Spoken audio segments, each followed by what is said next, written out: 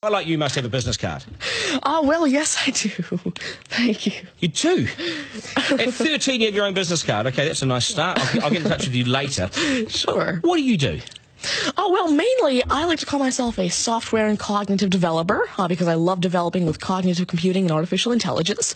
I'm an algorithmist. I love working with, designing, and implementing algorithms. I'm a keynote and TEDx speaker. I'm an author. I've written a book, and I'm working on another one about IBM Watson. And, of course, I'm also an IBM champion for cloud and honorary IBM cloud advisor. Oh, where did Hang I on go a second. wrong? Someone just get me a flannel card down. Do you go to school?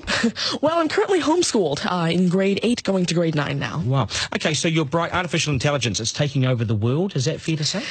Well, you see, that's actually one thing that I believe a lot of people have, the sort of misconception that artificial intelligence is this technology that was made to replace humans at really everything we do, whether it be, our jobs or whatever we do at home every day. But really what I believe is that artificial intelligence was developed and is continuing to be developed for the sole purpose of really augmenting our life and amplifying our skills or capabilities and what we can do every day. But what about when the computers actually learn that they're better than us? Well, you see, that's sort of called a singularity of artificial intelligence, at which point artificial intelligence has surpassed human intelligence to the point that we cannot control it.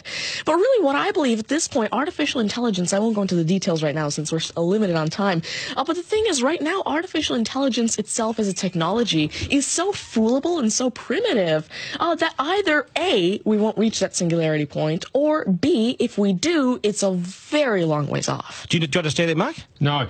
I couldn't. I wanted to take notes for the exam at the end of it. You lost them in the first sentence. Could I perhaps offer you a golf ball?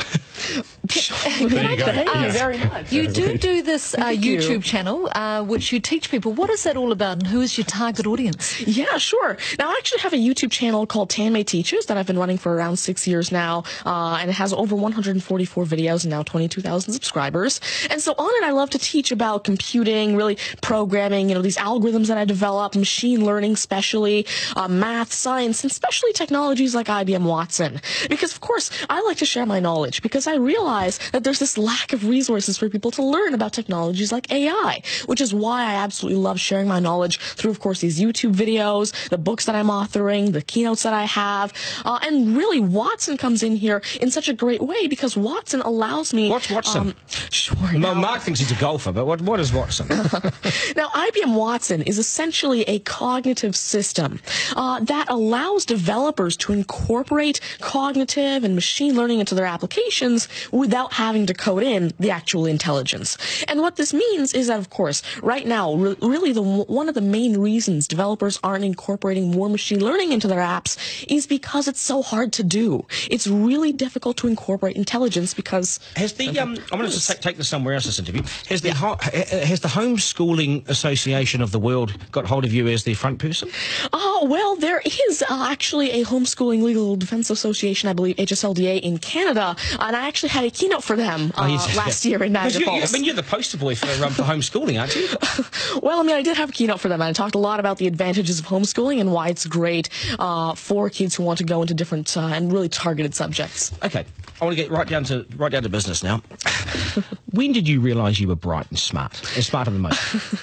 Well, I originally started coding when I was 5 with simple languages like Fox Pro and Batch. But eventually, at 9 years old, I had my very first iOS app accepted into the Apple App Store called T-Tables. But did your mum and dad do something to you between 0 and 5 that plugged you into the wall? What did they do to you at 5? You were Are you smarter than your mum and dad, by the way? Well, I have. My dad used to work as a computer programmer, but he used to work with simple regular programming languages like Fox Pro, Batch, a little bit of C, etc.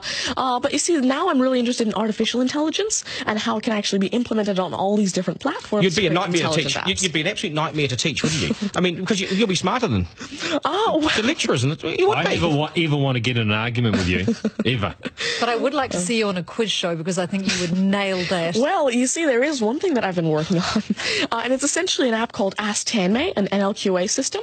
And so essentially, it's a system that can take your natural language questions and answer them for you using Watson and artificial intelligence. And actually, the original reason why I made Ask Tanmay, there's an Indian version of the Who Wants to Be a Millionaire show called KBC, which I originally wanted Ask Handmaid to play. So that actually ties in quite a bit with what I wanted to do. It's nice to see you. Do you get because you're homeschooling? You wouldn't go to school dances and things like that, would you? School socials and things. Do you go well, I actually used to be regularly schooled until grade 6. Right. Then I became homeschooled, and so of course I still do have my friends from school. Still a victory for public schools. Take that golf ball and bring it back to me when you've actually worked out a way in which it'll always go straight.